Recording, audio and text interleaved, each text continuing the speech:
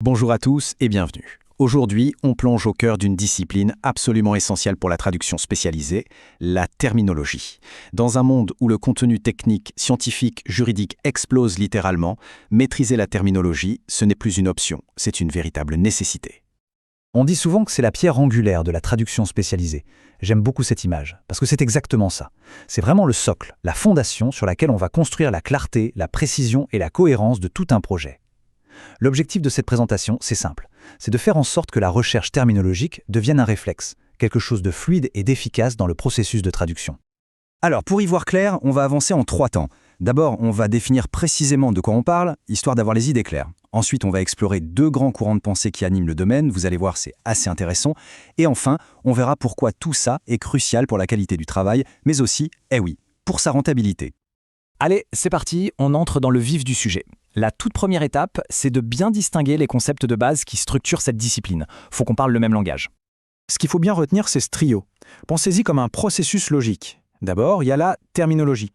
Ça, c'est la science, la théorie. C'est là qu'on étudie les concepts et comment on les nomme dans un domaine précis.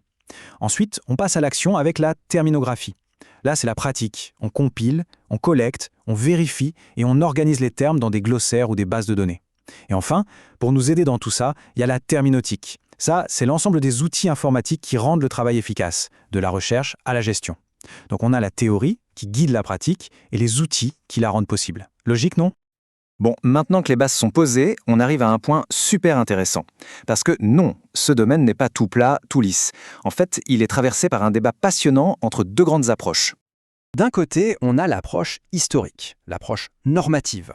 Son grand principe, c'est l'univocité. L'idée est simple, un concept doit correspondre à un seul et unique terme, point final. Le but, c'est de standardiser, de chasser toute ambiguïté. C'est une vision très structurée, très carrée. Et de l'autre côté, on a une approche plus moderne, plus pragmatique, l'approche descriptive. Ici, on s'intéresse avant tout à la communication, à l'usage réel des termes.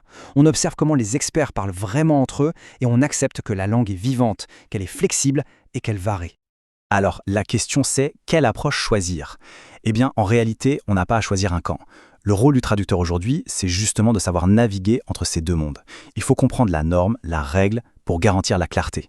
Mais il faut aussi observer l'usage, la vraie vie, pour que la traduction soit naturelle et qu'elle parle vraiment à son public. Ok, la théorie c'est bien, mais revenons sur le terrain. Comment tout ça se traduit de manière concrète ? Parce qu'au-delà des grands débats, la gestion de la terminologie a un impact direct et même énorme sur le métier et la réussite d'un projet. Regardez ce chiffre, 20%. C'est énorme. Une gestion terminologique qui est bien menée, bien pensée, peut faire économiser jusqu'à 1/5 du coût d'un projet. Comment ? Tout simplement en fixant les thèmes en amont. Ça évite les allers-retours sans fin, les corrections de dernière minute, les incohérences qui font perdre un temps fou et qui coûtent très cher. En fait, ces 3 avantages sont complètement liés. C'est un peu un effet de domino. Une bonne gestion terminologique, ça assure d'abord la qualité et la cohérence. Et c'est cette fiabilité, cette solidité qui va ensuite, quasi automatiquement, améliorer la rentabilité. On élimine les erreurs coûteuses, on optimise le temps de travail, c'est un cercle vertueux. Donc pour le dire autrement, maîtriser la terminologie, c'est un enjeu professionnel majeur. Ça permet de garantir que l'image d'une entreprise est constante et de qualité sur tous ses supports. Ça rend les textes plus clairs, tout simplement. Ça assure que l'argent investi dans la traduction est bien dépensé. Et il y a même un bonus, une base terminologique bien faite devient un outil de connaissance incroyable, par exemple pour former plus facilement de nouveaux collaborateurs.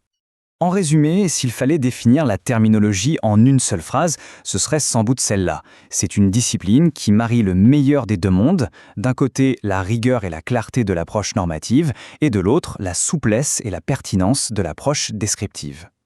On termine avec cette question qui résume finalement tout le défi. La place du traducteur, elle est là, précisément à l'intersection. Le rôle du traducteur, ce n'est pas d'appliquer une règle bêtement, c'est de trouver cet équilibre délicat, projet après projet. Et c'est cette compétence-là, cette capacité à jongler, qui fait toute la différence et toute la valeur du métier.